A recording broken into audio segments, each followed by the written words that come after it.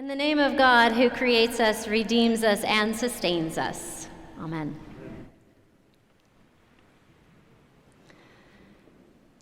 Jesus says, "Go and learn what this means. I desire mercy, not sacrifice." Mercy, not sacrifice. Jesus, a person who understands sacrifice better than any of us ever will, tells us to learn what it means to desire mercy over and above sacrifice. If I'm honest, I think it's easier to understand sacrifice than it is to understand mercy. It's maybe even easier to embrace sacrifice than it is to embrace mercy. Why is that when mercy clearly sounds more desirable in the first place? Because sacrifice is within my control, and I love control. Perhaps I'm hoping for an early bedtime, but then one of my kids comes down with a stomach bug. I will sacrifice my need for sleep. Not just because I love my child, but also because it gives me a sense of control. I can manage this situation. Over something totally out of control, the virus attacking my child's body. Or it could be something much more trivial. Perhaps I want a chocolate croissant while shopping at the farmer's market on Saturday, but choose instead to eat a hard-boiled egg at home to curb my craving while I am walking around buying my produce. I will sacrifice my desire for the flakiness of a pastry only butter can create for the sake of my health, but also because it gives me a sense of control. I can make healthy choices over something totally out of control, my aging and changing body. Sacrifice is something I can choose. It gives me the illusion of control. Mercy, on the other hand, mercy will not bend to my will. Mercy is not something I can earn or achieve. My only choice is whether to receive it. And when I extend mercy to another, once granted, I have no control over how the other will respond. I may choose to offer mercy, yes, but the moment I offer it, I let go of control. Jesus desires mercy over sacrifice. And Jesus tells us to go and learn what that means.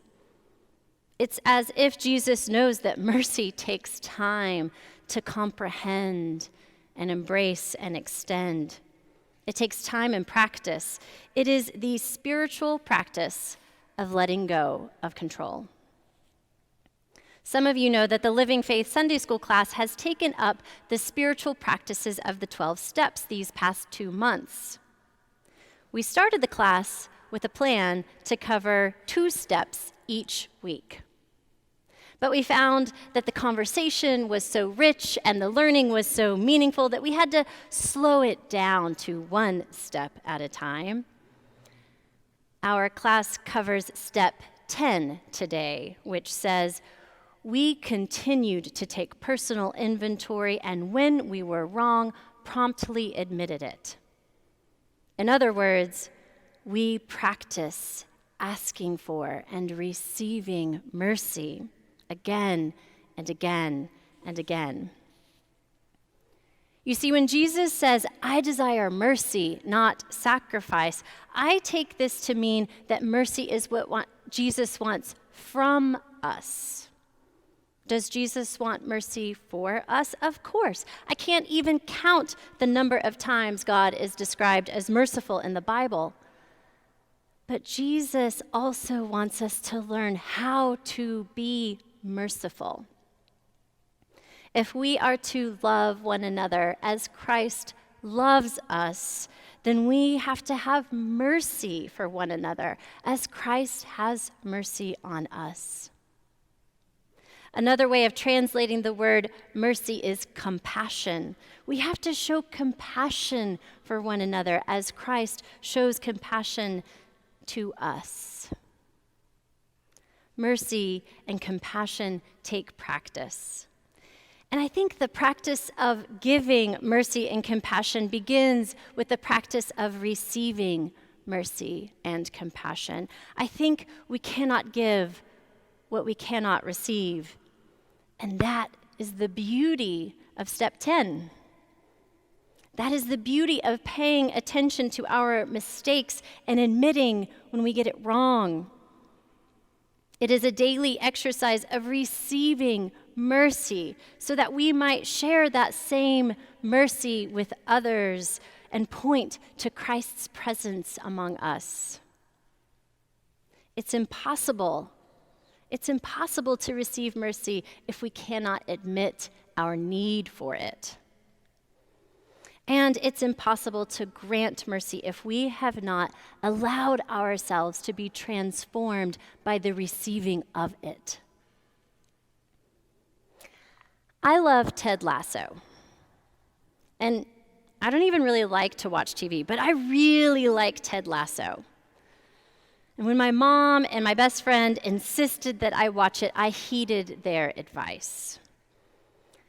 The first season of the show was my saving grace during COVID. I was in the midst of a situation I had absolutely no control over. We all were. I remember telling my therapist that no matter what I did, I was going to disappoint people. And the fear of inevitable failure was making it hard for me to find hope. My therapist responded, "What if your only goal was to show up every day with your integrity? Could you do that?" And I realized I could. I couldn't control how others would respond. I couldn't guarantee that things would get better, but I could show up in the truth of who God created me to be. And that's what Ted Lasso does in that first season, again and again and again. He didn't fit in. He made mistakes. He disappointed people's expectations. He fell short so many times, and yet he kept showing up exactly as the person God created him to be. And then, the more he showed up as his true self, the more others around him began to show their true colors too. The whole team, and then the whole town was transformed by this one person's willingness to show up in their truth, even if that truth meant admitting defeat and asking for mercy. In the final season, I'm trying not to have a spoiler, but just in case, spoiler alert. In the final season, a character who betrayed Ted and the whole team is shown mercy. Well, he is shown mercy by all but one person, Beard, who loves Ted so much that he cannot forgive the man who turned his back on him.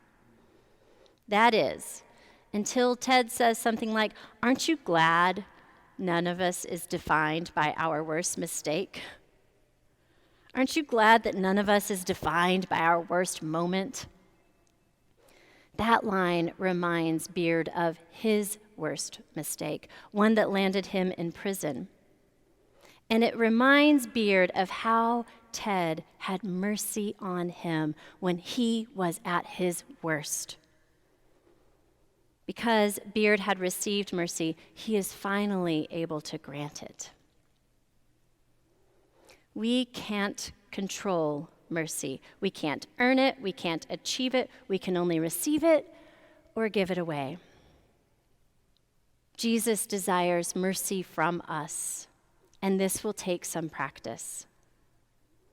But we can all begin again every day by paying attention to what we do and what we say and admitting when we make mistakes. We can ask for mercy.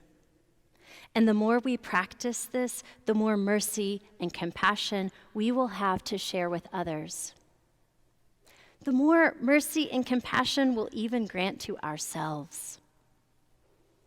Because control is an illusion, but love is real. And the compassion and mercy that love extends, it'll change the world. Amen.